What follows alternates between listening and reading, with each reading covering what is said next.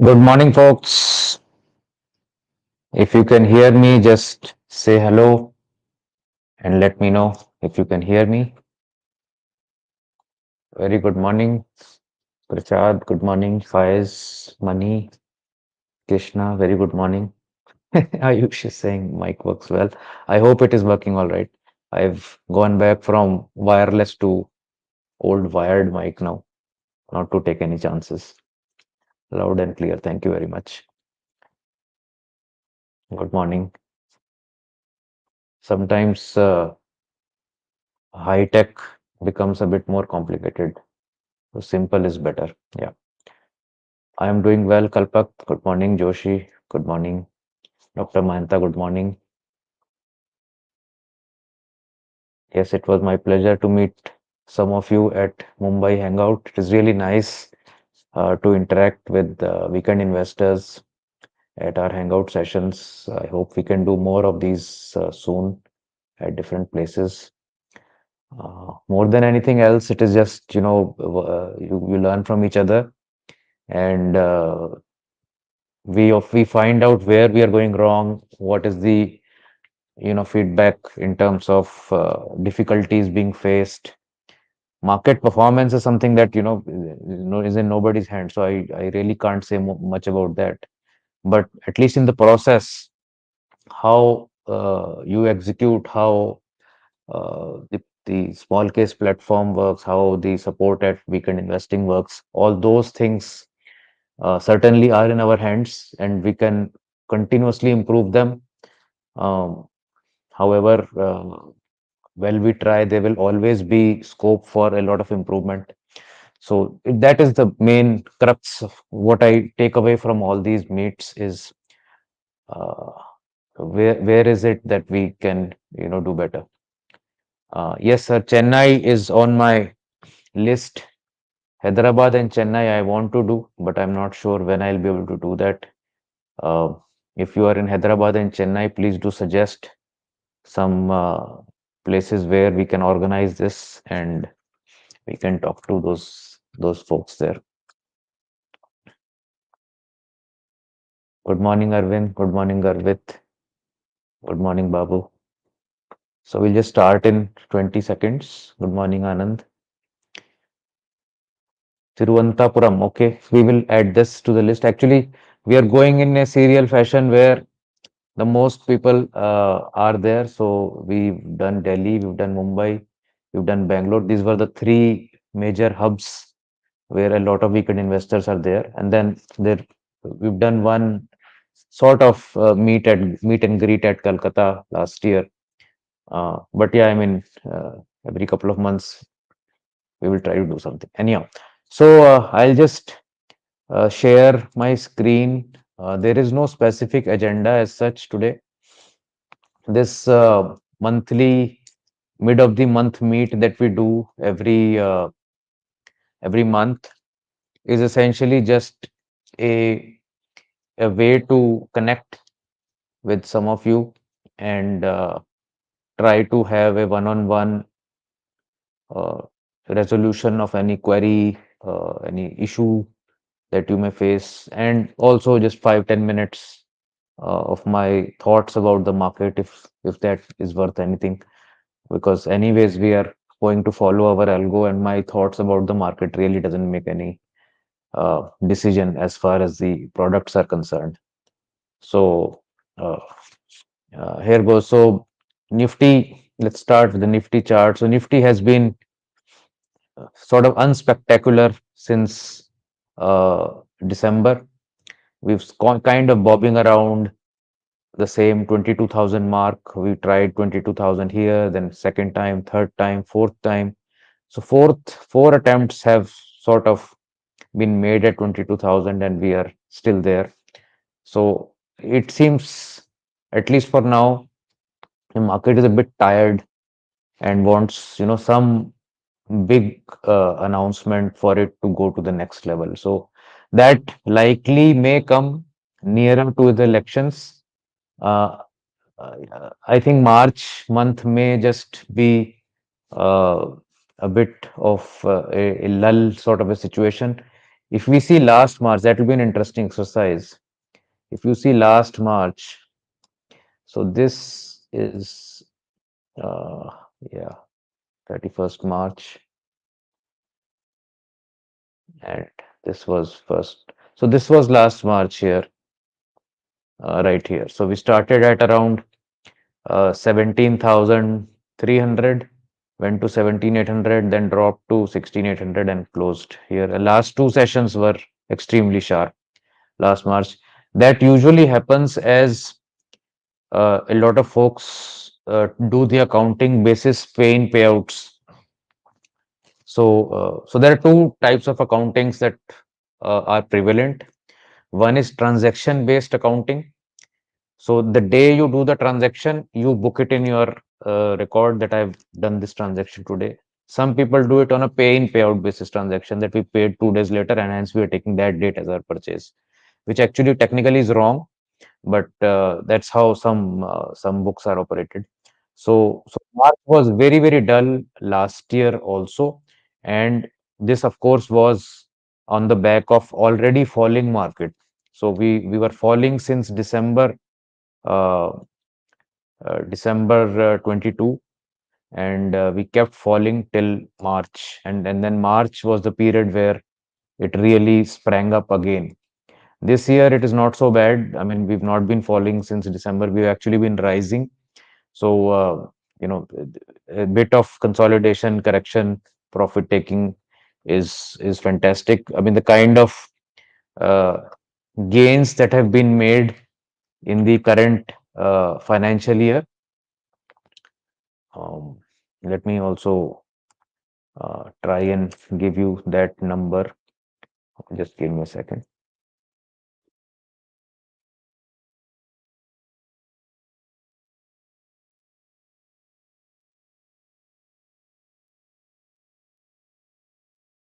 I'm picking this up from the good, bad, and ugly report for this week.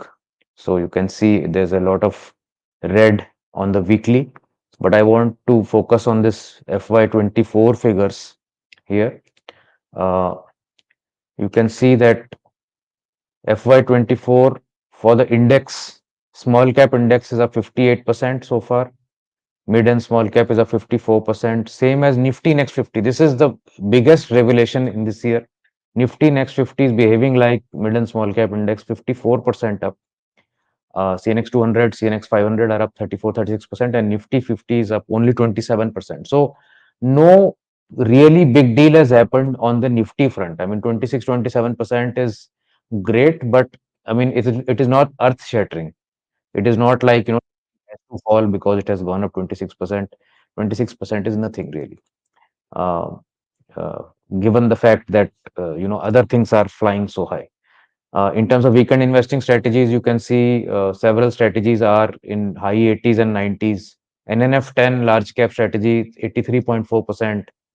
MI35 small cap is 85%. MI20 small and mid cap is 99.9%. All cap, which is high liquid, all cap stocks 74%, and others are 50, 60%. So nowhere can you really see any stress over a financial year perspective. Yes, last week was crazily down, but I mean, overall, we have to see where we are reaching. So, this kind of a backdrop of a financial year will always result in some sort of profit taking, some sort of correction, some sort of pain in the short term. Hopefully, not much of this will be given out as we go down. And as I speak, and as the rebalance will probably reach you tonight in some strategies have already reached by yesterday night. Several strategies are going into some cash, or they're rotating into some stocks. So all that will happen, and there's no need to really any worry about anything. Uh, the point I was trying to make here is also that with a when you are having a year like this where you're gaining 50%, um, our expectations run much farther ahead, and we tend to extrapolate this that every year we'll make this kind of money, which is usually not possible, right? So uh, anything which is above 15% CAGR is extremely good. So if you made 70% in this year, you've actually made up for 5 years, 4 or 5 years in just 12 months. So even if the next 2 years you did not make much money, it should not trouble you. This is something that you need to, imbibe in your system, that I can't be having 100% a year every year. I can't be having a 50% year every year also.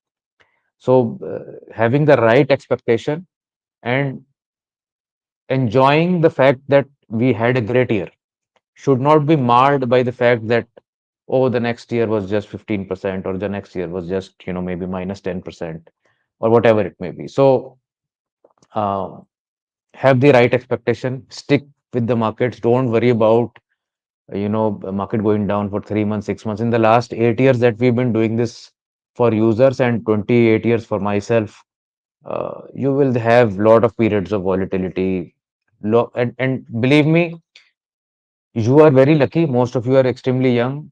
You have not seen long bear markets. Uh, if you were not old enough to come into the markets in 2008, for instance, where you had 5 or 6 years before the index made a new high. So 2008 high was crossed in 2013. Or if you go back to 2001 dot-com bust, then it took uh, some 3 4 years before the high was taken out. So those kind of things don't happen these days. I mean, you had COVID, but within 9 months you had a new high, right? Or demonetization time, you had a new high within a year or so.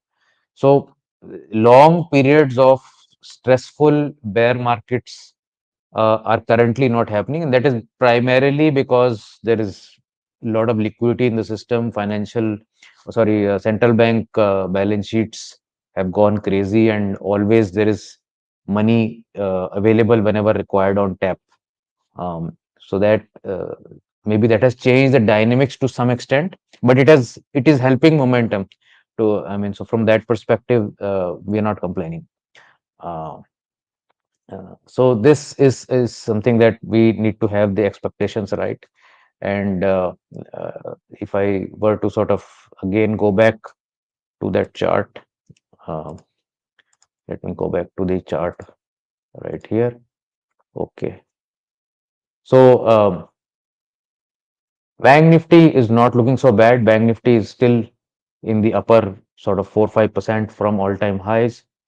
Mid caps, again, while it is below this pivot, still consolidating, not so bad.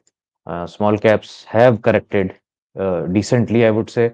Maybe some more correction over a period of month or two if it happens.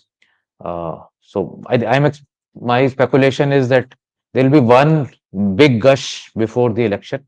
So whether we come down and then do the gush or we do it from right here, I don't know. But I would be surprised if the market don't run like mad before the election. This is something that usually will happen.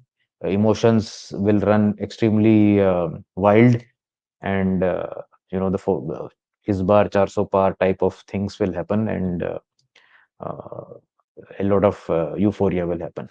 So this is something that you have. If you go back and see election history, you will see it has happened. And the biggest, if you were sort of interested, you go back and see how Nifty behaved after 2009 election. Maybe that was a surprise, but we had circuits. We had circuits on, I think it was 19th May 2009, where we had upper circuit for the first time, probably in a blue moon, when market hit a upper circuit. You can see this right here. Yeah, 19th May. So down circuits have been still common in the last couple of decades, but up circuit is extremely rare. Even down circuits are becoming rare. Very sharp, deep falls are becoming rare. So to that extent, some market changes are happening. But if we see the sectoral front also, I mean, a lot of stocks, a lot of sectors have run really, really uh, wild, I would say, and some moderation here. or there can be done. But again, I mean, just because something has run up should not mean that, it has to come down, or it has to come down in a fashion where it is a crashy market. I mean, a lot of times, like for instance, this run up that happened in 2022, it took a year to do the correction, and it came back. This is the energy index, so came back from near 30,000 to near 22,000. So good 20-25% correction here, but it happened sort of orderly over a period of time. Same thing can happen here also. It does not mean that it goes up like this and has to come down like this, because there's so much liquidity. 50 lakh, 5 million, yeah, 50 lakh new SIPs have opened last month. uh, it is not going to vanish overnight, right? So there is more and more money that is coming towards the market, and that of course is going to support at some point. Gold is one chart that is looking extremely good. You can see the chart here. Last couple of weeks have been phenomenal. You've gone from 62,000 to nearly 67,000 on 10 grams. And it is just a phenomenal chart. The more you look at, the Indian gold price chart, this is the best hedge you will ever get for your equity portfolio.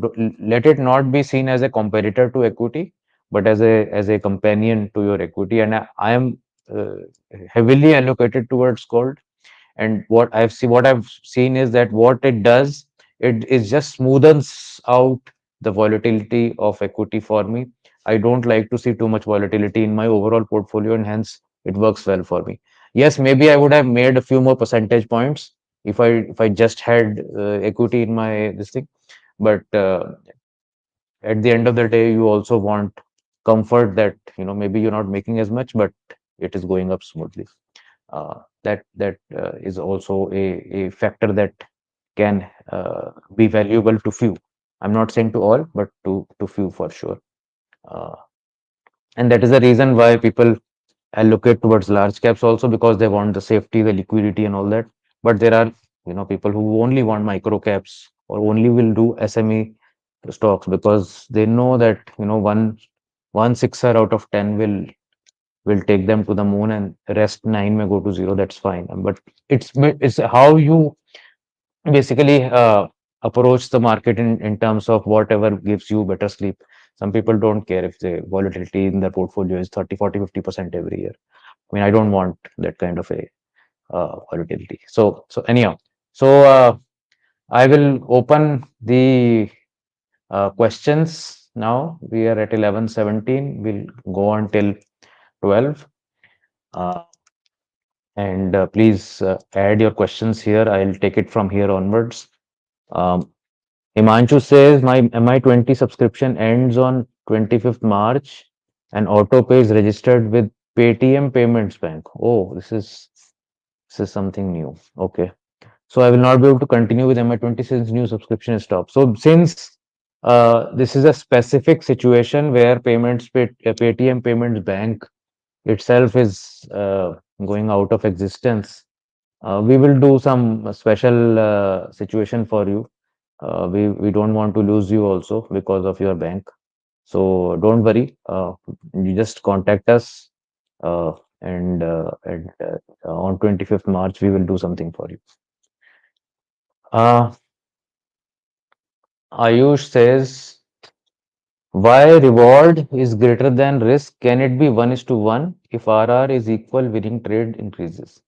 So depends upon the makeup of your design of your system.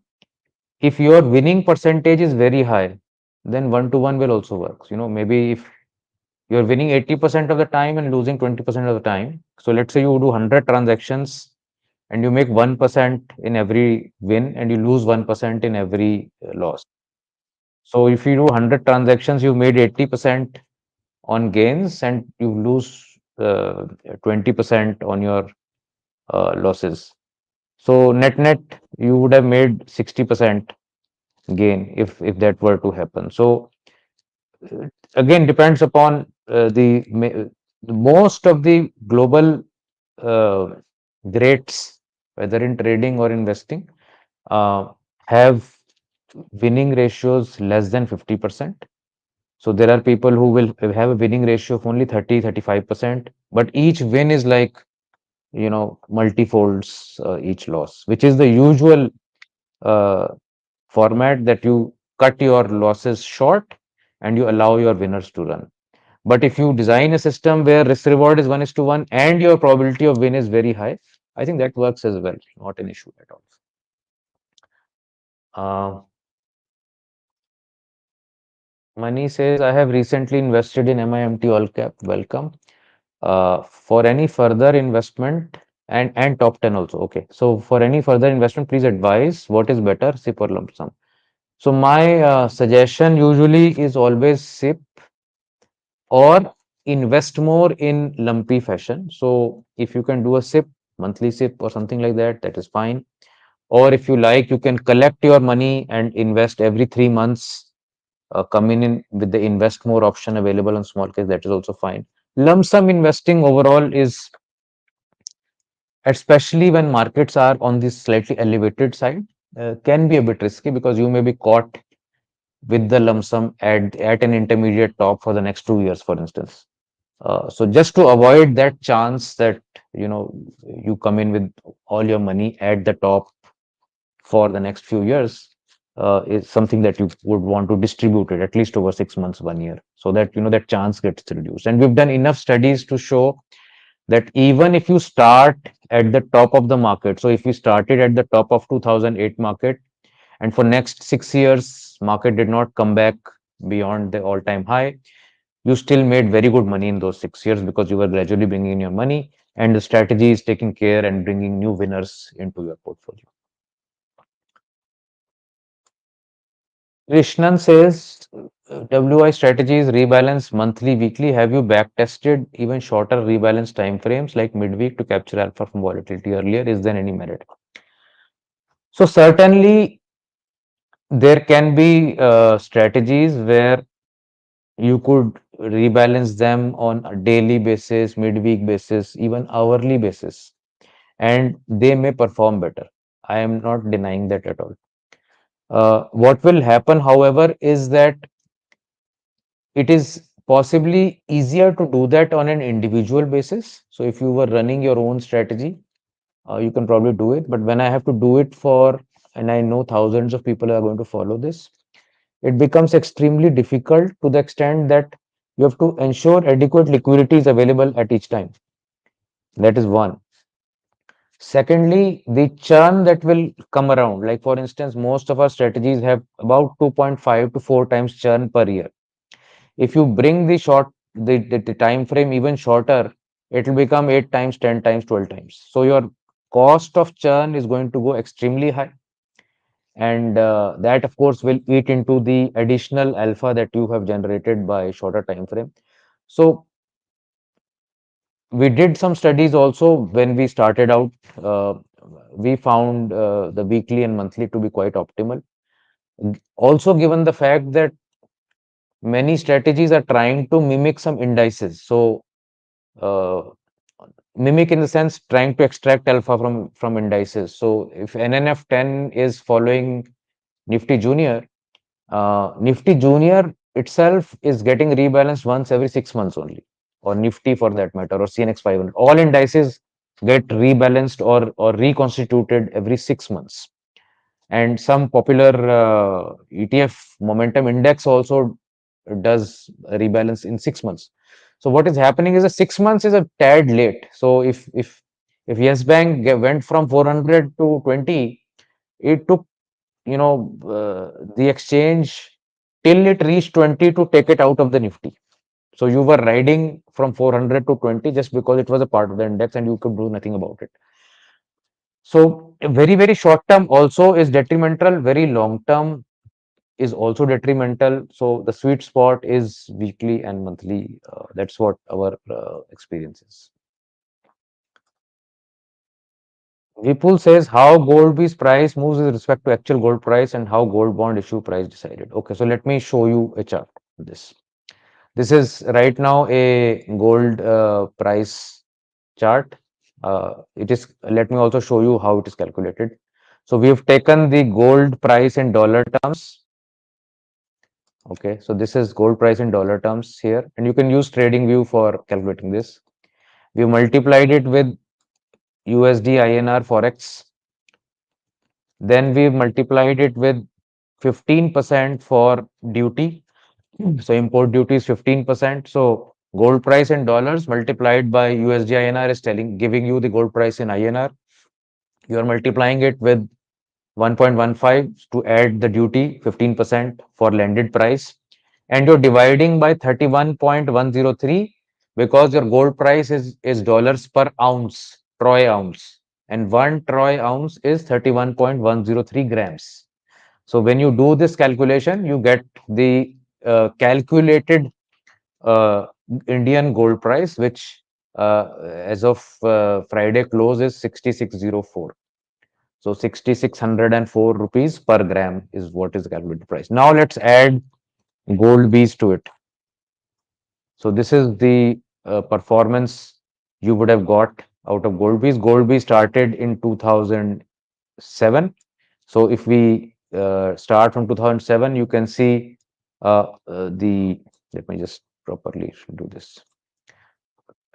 So gold is up 508%, gold bees is up 487%, and that is because there will be some expense ratio for the ETF, which will gradually eat into some returns from gold. But in the shorter term, if you see 1 or 2, 3, 4 years, you will find that there is hardly any difference. You can see here, let's say from the bottom of COVID, uh, if I see, you can see that gold is up 72% and this one is up 68%. So approximately, I would say 0.5% to 1% is where you will lose every year with the gold ETF because by management को भी कुछ salary चाहिए ना. So and gold bond price is more demand supply because it is very long, and but they will somewhere hover near the adjusted uh, price minus some discount due to the maturity being away. As sovereign gold bonds come to nearer to maturity, the price will move towards the market price, and sovereign gold bond prices basically are redeemed uh, at IBJA rates. Let me also show you that since we are now at this subject. Uh, so there is something called, uh, sorry, 1 second. Let me just open that.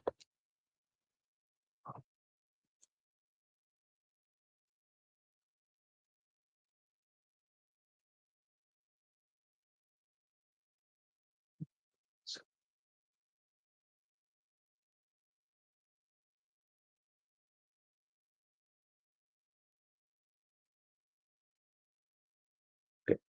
I hope you can see my screen. Uh,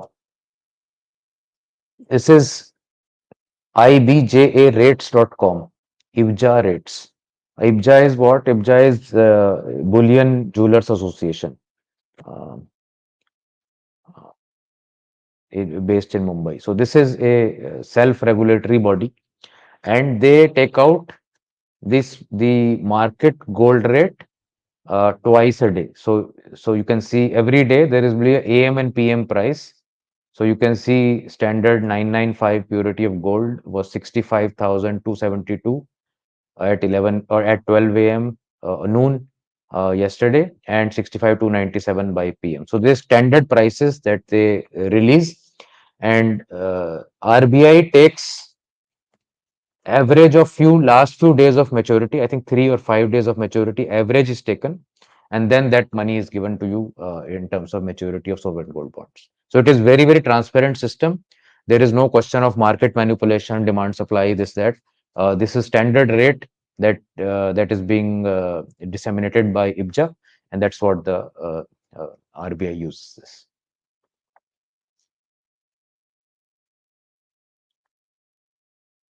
Okay, next one.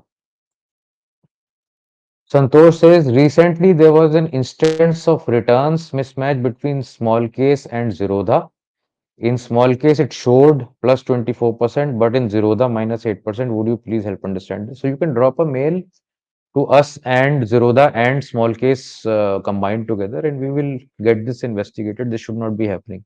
Definitely, there is a error of some updation of one of these, either the small case back office or Zerodha back office. Otherwise, it can't be like this. Uh, Yatin says, what are the chances of small and mid caps softening and moving to large caps? If small and mid caps soften, then they will not move into large cap. They will move into nano cap. Also, does this show in the MIMT all cap in sense that it moves away from small and mid cap? So yes, as the difference in different caps start to play out over a medium to long term, it won't happen on a week in 1 week basis, but either we will start to go into cash, or if the opportunity still exists but they are limited in number, you will see that exposure towards small and mid cap will reduce. So either of these two things can happen. Shweta says, I am a MI20 subscriber. Many times we book loss during Monday rebalance. However, these stocks show good profits in between the week. Is there a way to handle it during the week as well? No, so we can't do that because you can't have the cake and eat it too. That is the problem, Shweta. Uh, we will need to have one cutoff, right? I mean, midweek, if something is taking profit, then we should take everything midweek. If at the end of the week some are in profit, some are in loss, then we have to bear with that. So go by the design of the strategy and see what is the outcome. I mean, it's 99.9% for this financial year. I'm sure nobody's complaining about that. So yeah, from that perspective, just go with the flow, trust the system. The fact is that, let's say you are juggling 20 balls, don't worry about, each ball, how it is going and coming back to you when you're juggling. Just see that you're doing the entire thing well. So usually we focus on one stock, that, one stock we bought at 100, went to 200, but now we're selling out at 90.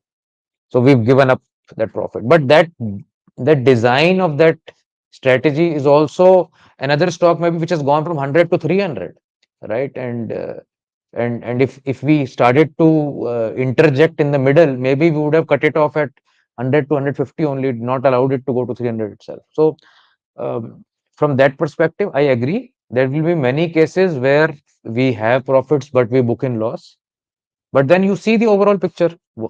If is the overall outcome satisfactory to you or not?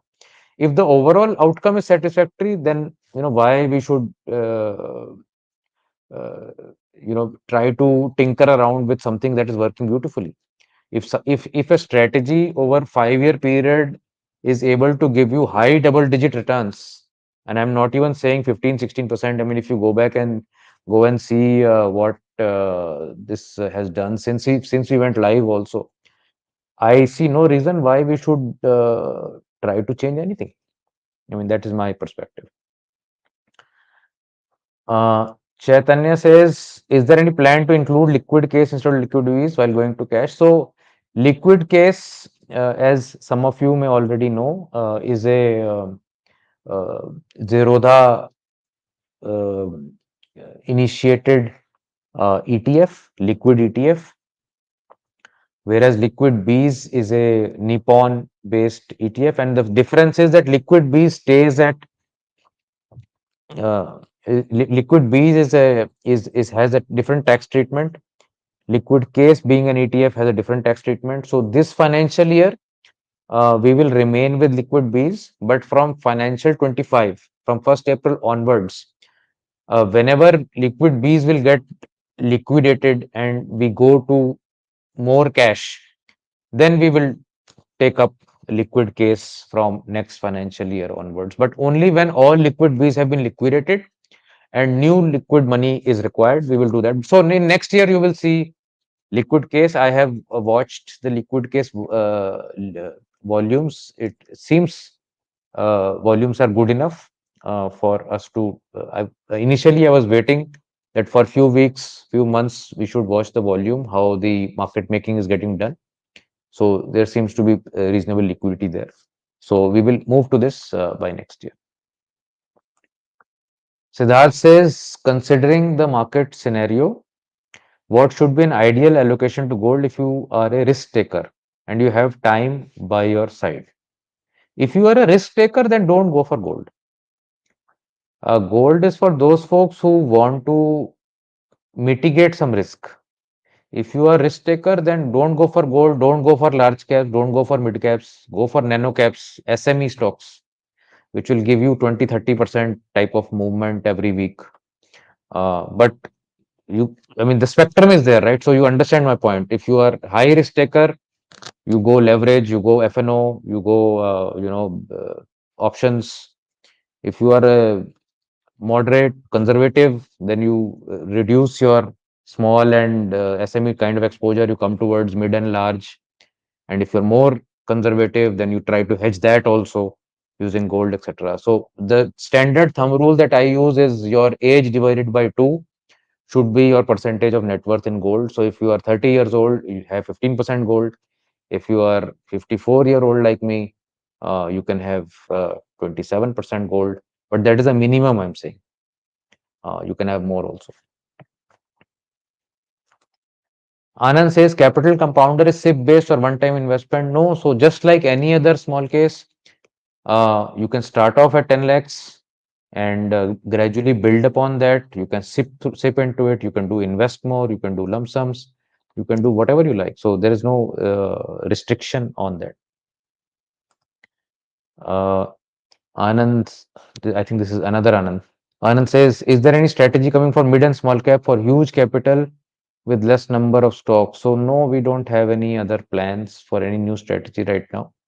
I think we have the whole entire spectrum covered. We had HNI Wealth Builder, which was very well received. In fact, we could not keep the slots open when we opened it on Diwali, and we had to shut it down within half an hour.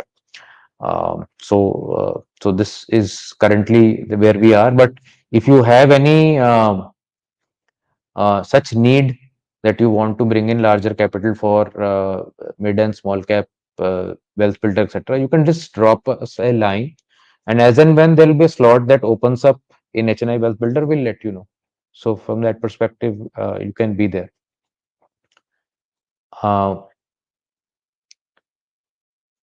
Vipul says, how does Wild program will work with auto pay registered? So when we started Wild, this auto pay was optional, but then later on, auto pay became a mandatory part of the platform. So Wild did not work with that. So that is the situation with Wild program. So we'll think of something else in future, but right now it won't work with the auto pay. Yeah. Saibal says, I have MI20, NNF 10, and India Top 10. Okay. Does it make sense to close this, put the proceeds to HNI compounding? So I would think while you could do that, uh, because HNI capital compounder is also in the large and mid cap space, and all these three are also large and mid cap. But I think India Top 10, NNF 10 have a very different and very unique flavor that they are trying to extract alpha from these top indices. So I would want that, and MI20 is fantastically performing. So in my view, maybe you can just continue on these. No need to go to HNI compounding, but then it's a call that if you want one or three, that is something that you can consider. Uh, Jaydeep says, have we considered simulated for decreasing the rebalance timeline for strategies like NNF10? Does it help in proactively address any sharp drawdown because of unknown? So, as I mentioned, I think few questions back, there is always a give and take. So, the best would be that the stock starts to drop and we get out. But then, how much will the churn go up? Because every stock will go down and then come back up. So your churn may go up many folds. So there is a optimal sort of range, just like in a car, I mean, if you drive between 60 and 80, you get the best mileage. You drive at 20, it'll burn petrol, and if you drive at 120, it'll also burn too much petrol. So there is a optimal range. There is no, I mean, we've we think the optimal range is weekly and monthly. Weekly more where strategies have small and mid cap focus because those can move very sharply in a shorter period. For strategies which are more larger cap in nature, there I think monthly also makes sense because those don't move in that fashion. Although there is no sacrosanct rule about it. I mean, Nifty dropped 70% in 2008. Small caps also dropped 70-75%. So it is not like that large caps can't drop or things like that. But in general, the movement is such. So from that perspective, while what you're saying is absolutely right, that you can have better performance, but it will result in a lot of churn, a lot of additional cost, which I don't know if it is really worth going there. Yatin says, is there any chart indicator which I can follow on weekend strategy to book some profits from table and shift to gold? And once the breakout happens, again pump it back. So you can create some sort of a rule-based system where you could, let's say, let's say your equity gold is 70-30. Okay. So you could create a rebalance strategy that whenever my equity goes beyond 75 or 80%, I'll take some money off and put it in gold so that I come back to 70-30. Lot of HNI folks, family offices, guys who have a lot of money do this actually. I mean, they have very strict allocations, this much into real estate, this much into gold, this much into equity, this much into private equity, this much into overseas equities, whatever they are there. And once a year, twice a year, they will do this rebalance. You know, equity has gone up 100%, let's take off 50% and reallocate to other asset classes. So this is something that disciplined investors will do. Greedy investors, what they will do, if one asset class goes up, they will take out money from the others and put it there. You know that next year also we will get 100%. So that's where maturity of investment and maturity of investors can be seen. That like if we've had a great 1 year, right? You can take some money off and allocate elsewhere. Whether we will have another great year or not, nobody can say. But if I take some money off the table and spend something on myself, buy a house or something, why not? I mean, what else is there? What was the purpose of making money in the first place? So, I mean, things can get philosophical in these questions. Yeah. Anand says, what is your view on real estate? I think at least one house is a must. You must have roof on your head of your own. That is my personal belief. It may be right or wrong in many people's view. I think if I were to look back on my own journey, I did some investments in real estate. I bought an office, I bought a piece of land, but I did not take a home loan when I was younger. I think that was my biggest mistake. Um, uh, there was leverage available to me in reasonably low risk asset class, and because I also was afraid of taking debt, I've never taken any loans in my life. Um, Somehow that did not click with me. But if you are taking a home loan early in your life, I mean, you are getting a 6-8% kind of loan. Why would you not want to? Uh, People every decade you will see there'll be one big rush in real estate and then it'll stagnate. Then there'll be one big rush, then it'll stagnate. Overall, it is growing in double digits, especially in most pockets. So my sense is that one should utilize this low cost money and leverage, and you can possibly make double digit returns in the market also. So yeah,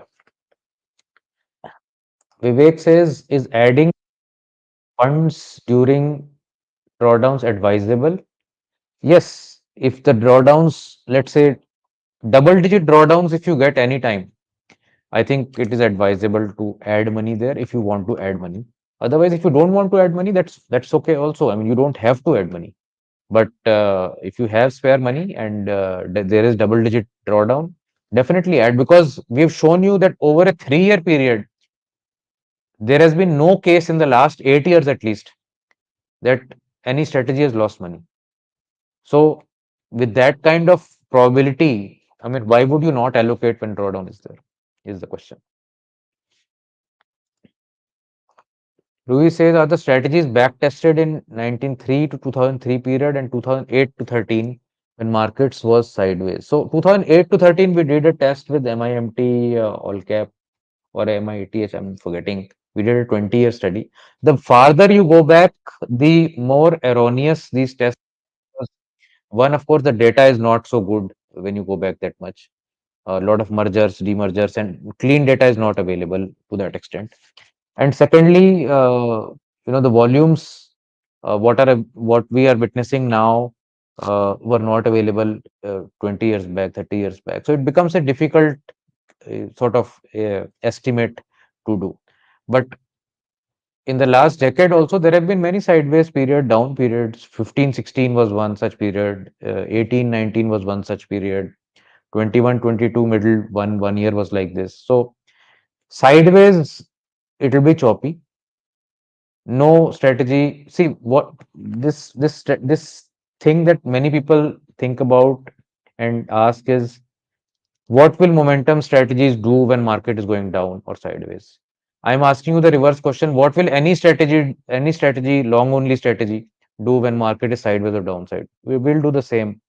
We'll probably chop around like everything else. But for any strategy to do well, momentum has to come into those stocks. So we must clarify to ourselves that there is no stock which is a momentum stock. Every stock is a momentum stock when it is running. So you cannot make money in any stock without momentum. Momentum is the necessity of the market. It is not an option. Any value stock will need momentum to make money for you. Otherwise, you cannot get the value. So momentum is pervasive. Momentum is the best factor. It has been proven over various studies. Momentum has a bad name. That's okay. But momentum will make you the most money. Okay. Santosh says, since all cap has access for all stocks in CNX 500 above certain limit, in case of large cap having better momentum than small cap, will it naturally enter the strategy? Yeah, so all cap will have allocation across the spectrum, but all stocks going into large caps will not happen. There are certain rules around that. Neeraj says, do you consider avoiding holding election sensitive stocks in small case that may fluctuate significantly due to election results? No, we don't have such a filter. Let's say public sector enterprise stocks was that filter.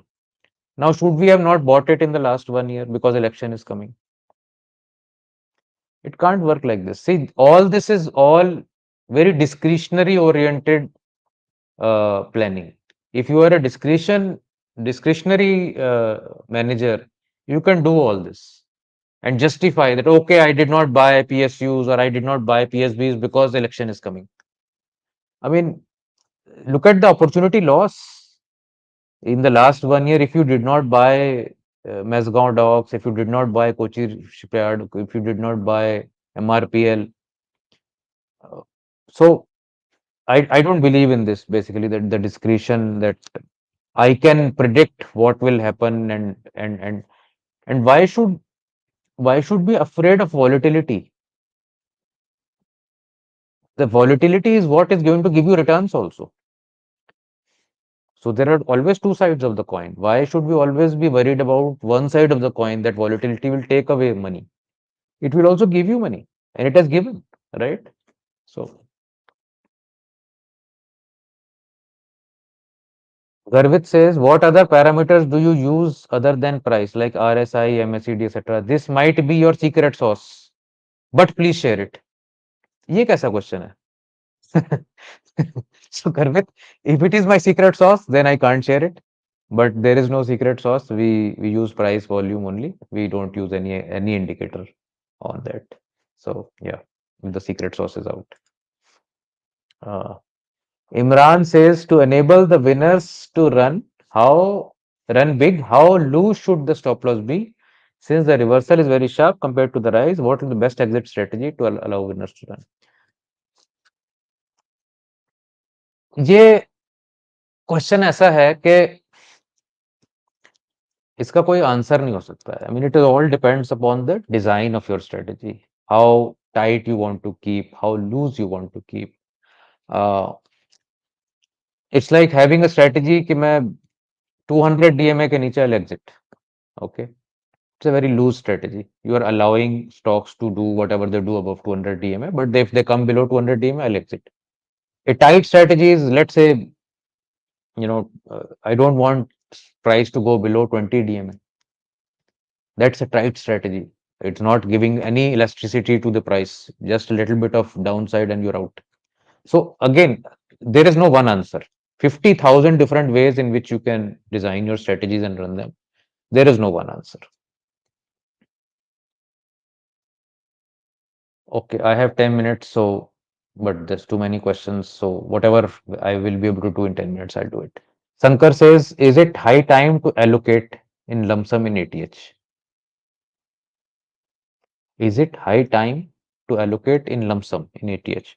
In general, I don't encourage lump sum investment. I don't know what you mean by is it high time or not, but I don't encourage lump sum investment. But if you are a risk taker, again, it depends upon how you feel about uh, the market. Maybe you have that sixth sense that market will hit 25,000 on in May. Maybe you have that sixth sense, and maybe you're right. If you are right, then maybe you should bet lump sum. So, as a third party, I can't advise you on this because I don't know your personality. I don't know your risk taking ability. I don't know if the money that you're bringing into ATH is 5% of your overall equity or 100% of your overall equity.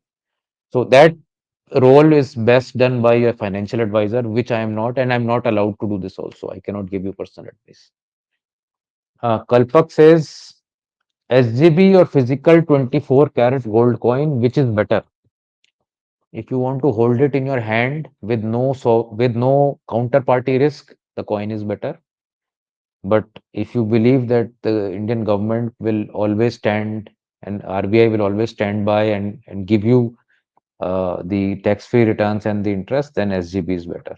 So so it's very difficult to decide. So I take both. एक कहीं एक side मर जाएंगे तो दूसरी side बच जाएंगे. That kind of an approach. Um,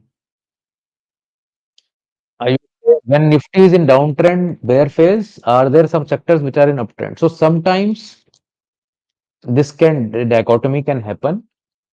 Usually, stocks like IT, FMCG, pharma, they start to do all right in phases where high beta sectors like real estate, metals, um, autos are down. So there is always something that is going up usually, but the theme will depend upon that particular situation. So maybe defense stocks don't stop, or maybe some other sector, chemical sector starts, even if others are down. So again, as we've shown many times, the sectoral is not uniform across.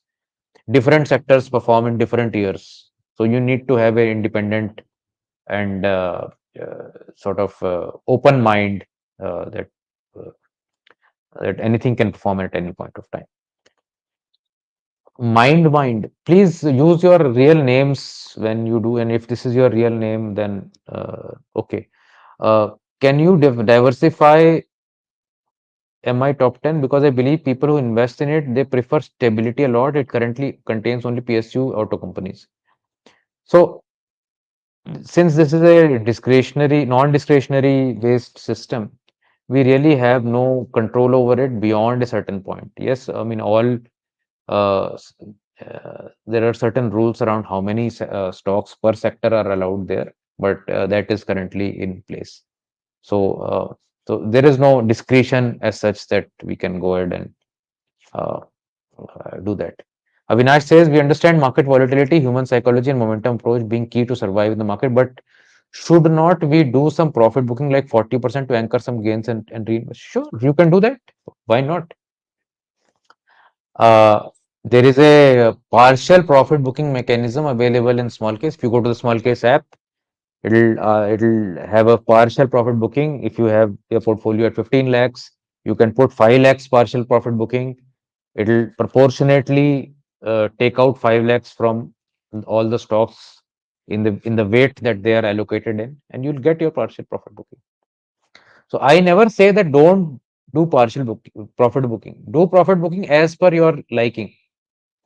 If you don't need the money, let it continue for long term. If you need the money, definitely use it. If you have made great money, definitely take some out and use it on yourself. What else is it there for? So so yeah, I mean, use that money. What is the ideal goal to equity ratio for 45? Hem Sundar is asking. My thumb rule remains age divided by 2. So 45 years old or would mean 22.5% allocation to gold as an overall percentage of your net worth. That would be my recommendation, but uh, you could differ from that. Uh, Kalpak says difference between HNI capital compounder versus stocks in evergreen since its universe is also. So you can drop us an email. We'll send you what is the overlap. I don't have that immediately right now. Vivek says, is adding funds during drawdown advisable? Yes. What happens when you move outside India and have invested in multiple strategies? I think moving when you move out, maybe you mean when you move, if you are moving from a resident Indian account to an NRI account, then how do you continue? I hope that is the question because if you're just going for a visit, how does it matter? Uh, if that your tax status is changing, then you will have to see what NRO accounts you can use, which broker will allow you to come in. Although Zerodha and ICICI have NRO facilities and others also too, but their brokerage charges are a bit higher. So my suggestion would always be that you find a resident account within your family and use that for in case you are going to go abroad for settling down. Uh, or you can use our experimental US portfolio that we are providing. People have made 40% in the last 4 months there. So that is also an option available. But that is experimental, purely educational. Uh, what do you think, Bala Subramaniam says, what do you think about finance sector considering the interest rate cut? So I don't think the interest rates are cut yet, but interest rates cuts will come, and we will see how stocks will react. Um, Historically, whenever interest rates are cut, markets don't go up. That has been the history so far because most of the time it is already discounted in the price largely.